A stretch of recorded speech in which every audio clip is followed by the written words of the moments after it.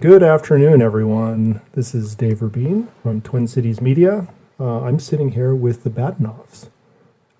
We are here for another track by track, here to talk about their newest album, The Big Picture. So, guys, you want to introduce yourself? I'm Pat. And I'm Mike. Yeah, so tell us a little about, I know there's more in the Badinovs. So who's not present with us today? No, go ahead, Mike.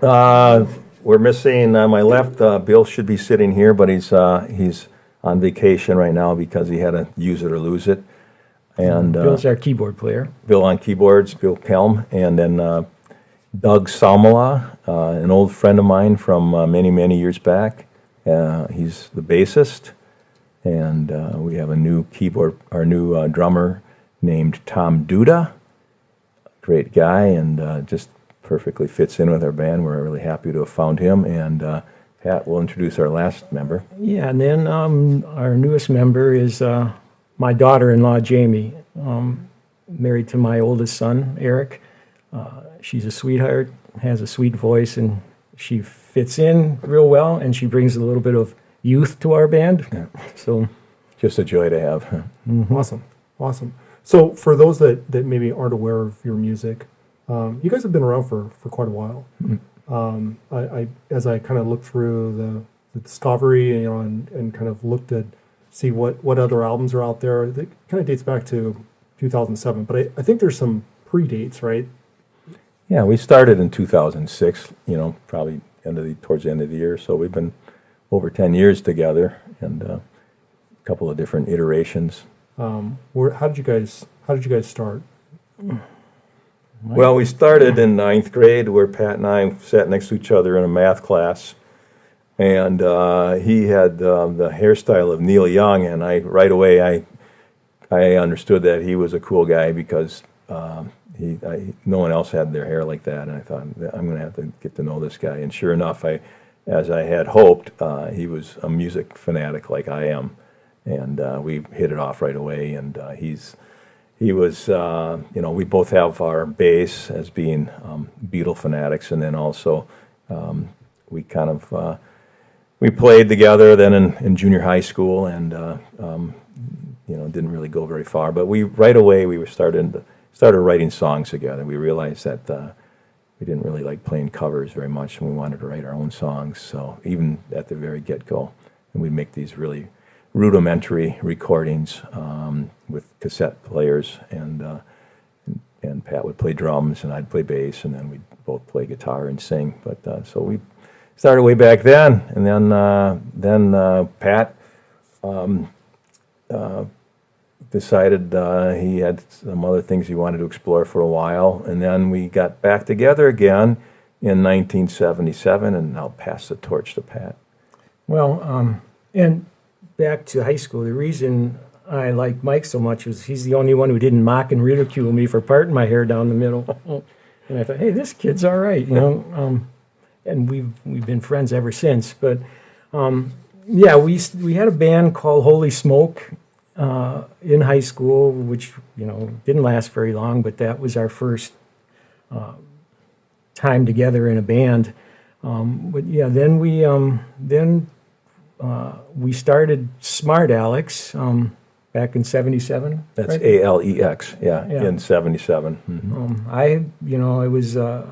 It was after high school. I was up working on my uncle's farm, and I get a call from Mike, and he goes, "Hey, I'm building a studio down here. You want to come down and help, and we can, maybe play some music?" And I said, "Yeah, sure." So I came home, and we went to the studio. We found our drummer Dino and our bass player Riff Raff, Mike Walraff, and we just hit it off. And we were young, and it was so much fun, and we didn't have any cares in the world, so we started writing and playing, and the timing was perfect because it was right at that period, 1977, with the big punk explosion and the do-it-yourself mentality, and the bands that were doing original material were starting to have venues to play, and there was only one venue really at the time. It was called the Longhorn, but right at the same time that we started out, we had this avenue to play at. So we were one of I think we were probably the first, so-called punk band from St. Paul at the time. And we were not real hardcore punks by any means. We were more into melodic music, but we were doing fast. We tried to do everything fast, like everybody else was doing at the time, and it was fun. We really found our crowd, and we had like I say, it was just great timing to be around at that time. I was going to say that was a period that was, pretty iconic, not only within the local Minneapolis scene, but I would say coast to coast. Absolutely. It was definitely a time of change. Mm-hmm. The punk scene, both on East Coast and West Coast, was definitely making its presence. So it only goes to, really make sense that, Minneapolis had a punk scene that was starting to really emerge at that time as well. Yeah, and obviously it all started in New York and in London, but it swept over really fast, and it was just a great period. Really, we were so lucky that we were at the right age and the right place at the right time. Yep, definitely. So let's jump into the album, the new album, The Big Picture. So lots of tracks on this. There are 14 tracks, so it's definitely a full album. How long did it take you guys to record this or put this together? Geez, I was hoping you wouldn't ask. Yeah, we're almost embarrassed to say. It took a long time because right in the middle of it, we lost our drummer, and being that we're all working stiffs, we'd only have like a couple hours a week to work on it, and so it took us a good 2.5 years of and Pat and I are both kind of known as being kind of nitpicky, so we're kind of studio rats. We like to play around with things in the studio, and luckily we had a great producer, Kent Peterson, who enabled us, so to speak, and worked with us really well. But the end result is really a very polished album. As I've listened to it, kind of cover to cover, or I would say first track to end track, there's definitely this polished, very refined sound that is consistent through the entire album. It's not choppy. It almost takes you on a journey, from beginning to end. There's definitely, as we get into the discussion today, there's definitely some different feelings there, some different responses, as you kind of get into the tracks, things like that, at least from my experience. And people that I know that have listened to the album, really kind of the same response, very consistent response. Yeah. So I think it's time well spent. Oh, thank you. Yeah. And I'm glad you noticed that too. There were times though in the studio where Mike and I, we wanted to keep, we weren't happy with it, and our producer says, "You guys, we're not robots here. We want this to sound human too. So so I'm glad that you say that, because it does sound human. It does sound, and it flows real nice, and we do put a lot of thought into every single song. It's not. We spend a ton of time on every song. It's not like, okay, this one is, we don't care about it. It's only going to take a little while to do that. But we do concentrate on every song, and we want every song to be good. We don't want any fillers or anything like that. And we write, because Mike and I both write. It's every song is different, kind of. It's not the same sounding, and we have some really creative people in our band, especially Bill, our keyboard player, and he adds so much with his ideas and things, and sometimes it takes Mike and I a while to understand where he's coming from or buy it, but eventually he's right, and we give in, and that's what makes most of the time. Yeah, and that's what makes the Badinovs sound. It's not Mike or it's not it's the Badinovs, and that's kind of how we like it as a band, I'm just curious, was there ever consideration at any point, during the recording process to say, okay, we've got 7 tracks done, let's go ahead and do an EP or something shorter and break it Not up? really, because I think it's more that at our age, and we think, who knows if we're going to get around to doing another one. So let's if all these songs are strong, let's get them all down. I think we kind of weed out amongst ourselves. We weed out what we think are not a good Badinovs material, and we're kind of more of a song band than a sound band. There's a lot of bands that have a sound, but after on an album, after you've heard one or two or three albums, that's their sound. And I think it's really stems back to our love for the Beatles and the eclectic nature they had of the variety of songwriting styles that they had. I think that our biggest driving thing is that we want every song to be its own little journey, and I think that Pat and I are we're kind of cut from the same cloth as bands that had two different songwriters. Bands like the DBs, this wonderful little band from Australia called the Go-Betweens, and XTC is another one like that, a British band that was big in the 80s and 90s, and then of course the Beatles. So with having two distinct songwriters, it makes, we think, the benefit is that it makes each song unique. So let's go ahead and jump into talking about the album and talking through some of the tracks here. And I think the first track we're going to talk about is "It's Time We Learn About Love," which is actually the first song off the album. So let's talk about that one for a little bit. Okay. Where did the idea for the song come from? I wrote that one. So and Pat and I, we write mostly separately, but we kind of get together. And Pat, like on this song, had a couple of ideas that made the song better, and so we give each other that kind of. We let each other work on our songs together. So, but the song came from an evening I was home alone. My wife was, I think, back home in Italy, and my wife Christina, hello. I was able to crank up the volume on the concert for George.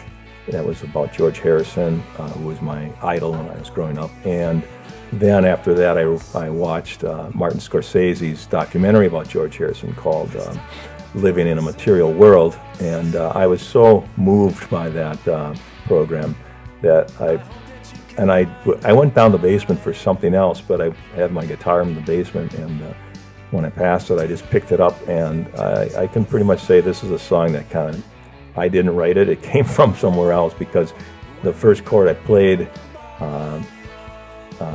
when I picked up the guitar is the way the song started. It just seemed to kind of write itself, and so I wrote it about how I thought George lived his life, and that was that, especially post Beatles, that his entire life was about the search for the meaning of love, and in different ways, and he was really that was his mission, to really understand universal love, not just romantic love, but brotherly love and universal love for how love really does, as he said in one of his songs, with our love we can change the world, and it just really struck me as that was his mission, and so the song was inspired by him. Yeah, and you can hear in it too. It has some of those sounds from back then too. I mean, like the riff is almost like a Badfinger riff, like Baby Blue, which is really cool. And George produced that album, so that's amazing. So there's ties there, and it was we had all the songs picked for the album, and this one was the last one. Mike came and said, "Oh, I got another song. We got to get on the album." We're kind of, "Oh, geez, we already got enough. It's going to probably take us another 3 years." But then when Mike played it, we said, "Yep, that has to be on the album." So Awesome. Well, let's take a moment and let's give it a listen. Why don't they teach this stuff in school? It's bigger than the golden rule. Oh, when we gonna learn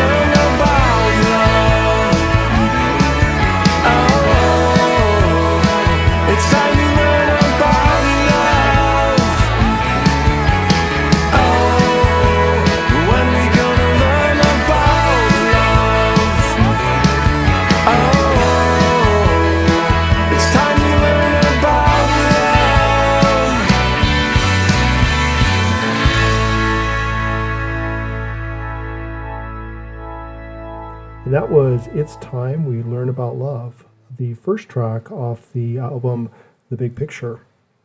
So I actually really like that sound. I mean, it's definitely got a really good vibe to it, especially for the first track off the album. Cool, thanks. Let's jump into the second track, Cold December. So I think this one definitely has probably some deeper meaning to it. But in listening to it, one of the things that I kind of took away from it is it's got a really great build, and I think when we sample it here, we'll hear that. But let's talk about the song itself and maybe the meaning behind the song. Yeah, Cold December is a song I wrote. It's a very personal song. I tend to write that way, wear my heart on my sleeve.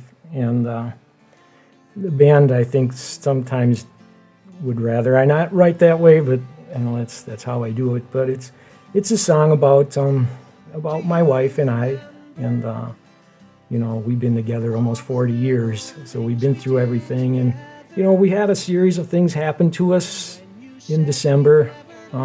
Seemed they were always happening in December, and I started to think, well, what's going on? Why are these things happening? And started to dwell on it way too much. And when you dwell on things, then things tend to happen on how you dwell on them or turn out that way. But it's one of my favorite songs. I'm not sure exactly how I wrote it or how it came to me, but I tend to, when I'm feeling sad or whatever, I pick up my guitar and play, and things. That's how it comes out. 6-string therapy. Yeah, although this was a 12-string therapy on this one.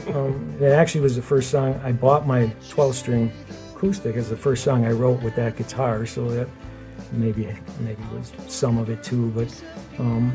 But yeah, it's a very personal song. My wife really didn't want me to play it or to have anybody else hear it, but I said, I'm sorry, that's how I write, And now she loves it. Yeah, everyone has problems, and I'm not trying to hide anything. And so anyways, it does build. It starts out kind of stark, and it just keeps building and building and building, and at the end it flows really nice, and at the end there's hope, which is really cool. And that's the song. My daughter-in-law plays banjo on at the end, so she came into the band towards the end of the recording, so she was able to be on a few recordings, and I'm really happy about that too. And the band did just a great job of playing it, and then we brought the violin player in, and and that was one thing I was going to ask: is the strings in there? Was that actual strings? Yes, that was it. Keyboard. No, that was Kent Peterson, our producer's idea to bring in that's the job that a producer does, is he has ideas of what the song needs, and he does that job really well. And he said, this song needs a violinist, and I know a great violinist. The guy's name is Eric. I can't think of his last name. But really great player, and turned out really well. Well, let's give it a listen. Nothing ever happened today. On the day, that cold, cold day in our lives.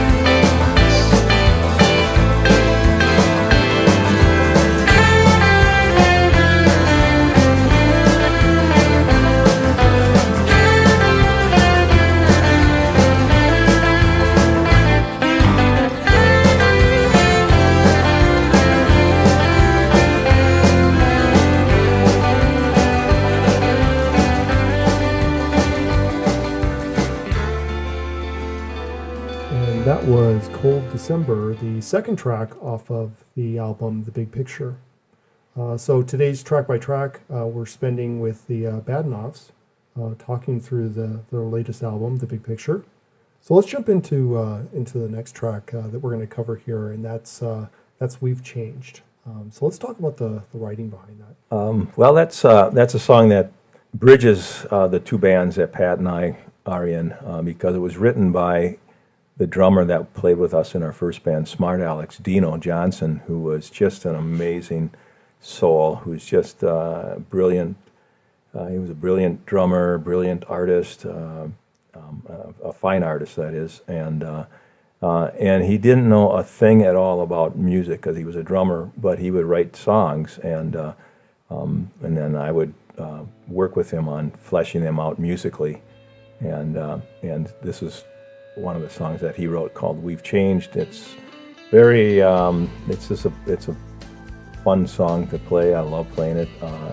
Got a lot of feeling in it, and Dino had a great way with kind of nonsensical lyrics, but kind of bringing them all together to actually make a nice statement, and kind of like almost like a Robin Hitchcock kind of a writer. So it just we brought it in so that we could give our female singer kind of a vehicle to show off her vocals, and she did a great job on it. I think Joni Vincent, sorry, and it's an 80s song. It was written in the 80s, so it's got a little bit of an 80s feel to it, but it's, like I say, it's a good bridge for the two bands we were in. Awesome. So now it ends up as number 12 on the album itself. Was there a specific reason why you maybe put it at that position, or? I kind of came up with the idea of putting it there because Kent, our producer, had come up with a really great sound effect that he recorded on his MP3 recorder while he was traveling, and he was in Schiphol Airport in Amsterdam, and he recorded a great snippet that he wanted to tag on to the end of this, and that snippet of sound effects really it butted up well against the last song, which is Axon, and so I wanted to have those two together, and Axon was definitely slated for being the last song on the album, so therefore this song had to be second to last. Yeah. And you hear the words in the song, and they are actually Dino, our old drummer from Smart Alex. He passed away 1993. Yeah, so he's no longer with us, but we were talking off mic about how haunting that song is. Well, it is haunting for us too, because it's Dino's song, and we're playing it, after all these years, and it is a great song. Now, Joni is no longer with us in the band. So my daughter-in-law now sings that song, and she does a great job on it too, and she just loves singing it, as I think Joni did too. Awesome. Well, let's go ahead and take a listen.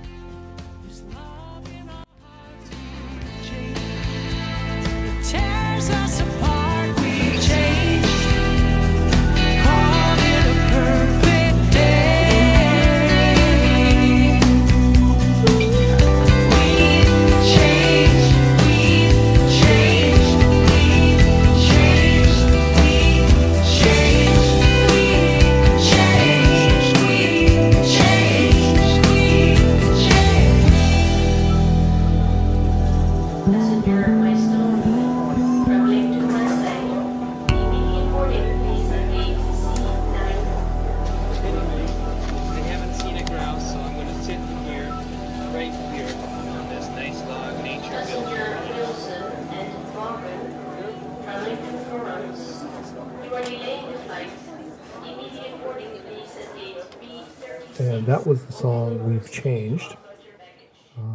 Again, it's got that haunting feel, right? It definitely, but in a lot of respects, because I know you mentioned that it has that 80s vibe and everything.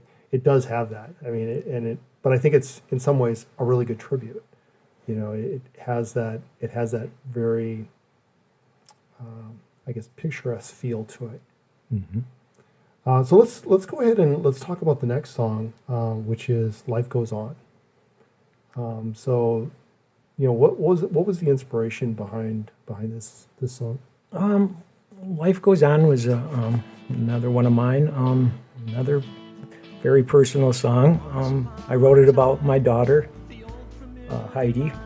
It's kind of about anyone who has kids knows,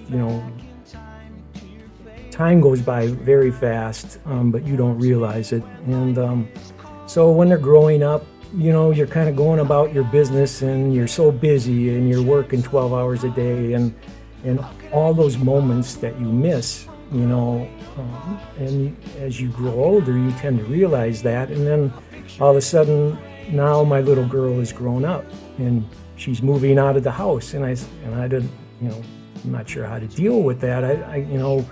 Anyways, that's what that song is about. Not spending as much time as I wish I could have, and now all of a sudden she's grown up, so it's gone. So I hoped I prepared her for life, but yeah, when she left, I totally missed her, and I still do, But there's a line in it too that I kind of had second thoughts about. How can I remain a picture in a frame? I thought, that's kind of a hokey line, but what it means is I like that after line. she's gone, all I have left is a photo, a photograph of her and me, and that's what that line is about. I'm sure people listen to that and wonder, what does that mean? But that's what it means. I have a photo. I'm left with a photo. Right. But along with that photo, you have like all the memories. And the memories too, yes. Okay. All right, well, let's give it a listen. Our minds are yearning for the past, but we'll never get it back. So remember, make every moment last. A smile and a wave, our memories I save as life goes on. I'll count the days till I'm with you. I'm with you in every way. I miss you, but life goes on.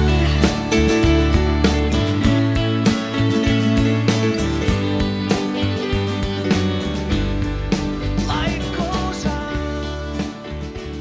And that was Life Goes On off the new album from the Badinovs, The Big Picture. So let's jump into the final track that we're going to talk about today. And that track is There's No Right Way to Be Wrong. So let's talk about the song itself. This is again one of those songs, I really like it. I mean, it's got that kind of get up and go, it's got a really cool vibe. So let's talk about the songwriting behind it. Oh, that's a song that I had a title squirreled away on this for many years. I ran into a young boy who was selling magazines once door to door, and we had a nice chat sitting on our steps and kind of hung out and talked. And he brought that term up. He said it to me. He said, my mom always told me there's no right way to be wrong, And I thought that was a great song title if I ever heard one. And so I just kept it in the back of my notes for a long time, and then the inspiration came from one of our ex-governors talking about how that the only real rule is God's rule, and he was trying to appeal to a certain voter bloc, obviously, and the song is basically about all the hypocrisy that is around us constantly, and just the ways that you're constantly amazed at how powerful people have absolutely no sense of doing good for anybody else other than themselves. So it's a rant, and but I try to kind of couch it in a fun song. And, you know, so, but the title came from John Boy. His name was Tom. No, he wasn't sitting on a park bench and his name wasn't Forrest Gump or anything. Right. No, it wasn't. But and he didn't offer me any chocolates, No chocolates. either, or shrimp. Yeah, or shrimp. That's right. And with There's No Right Way to Be Wrong, let's go ahead and take a listen to it.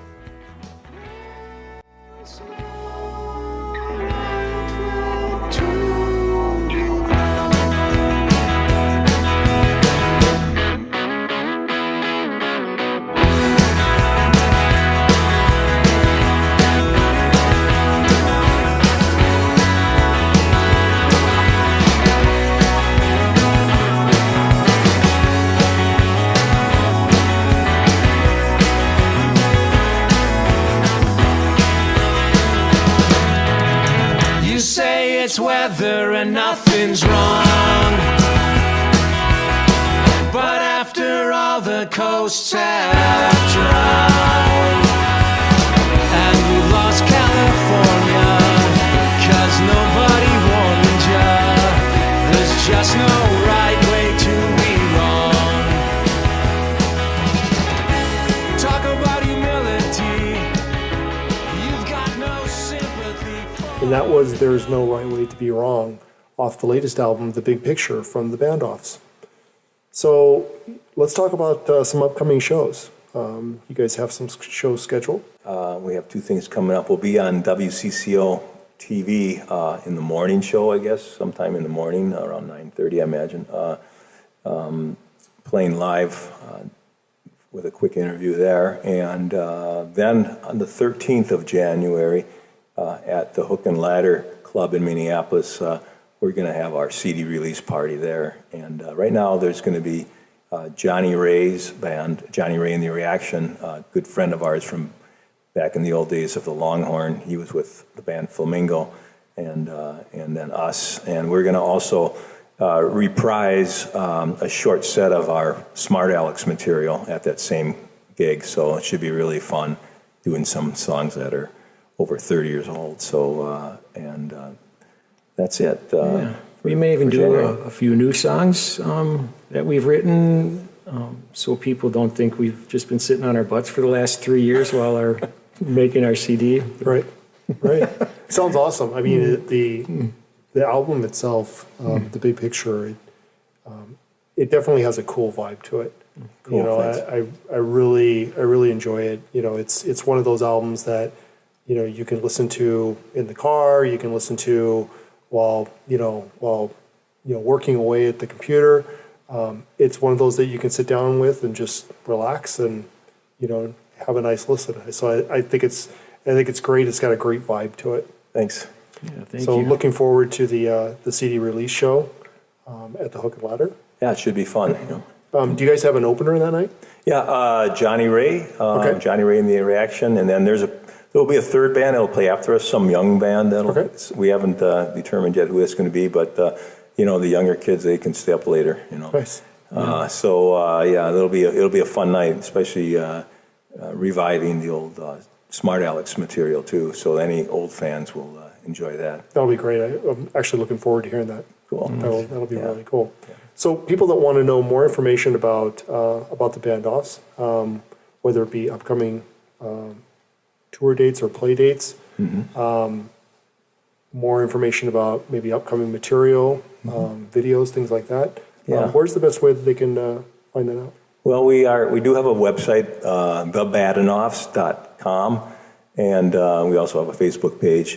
That's about all we do with social media. We don't do Twitter, but we're on YouTube. You can find us there with all of our music's been uploaded there from this album and also our previous album, which was called Fess Up. And we have a video also that we did for a song called The Silence, and we'll soon have a new video for It's Time We Learned About Love. So that'll all be happening, and we'll try to keep people up to date with that. Awesome. Well, I really appreciate you guys coming in today, taking the time to come in and talk about the new album. Again, this has been Track by Track. with the Badinovs for their new album, which is The Big Picture. So if you like what you're hearing on the track by track, these little snippets, certainly go out and grab these guys' album. You definitely will not be disappointed. Thank you very much, David. Thanks a lot. Thanks. It was fun. Thank you. You're wonderful. Thank you.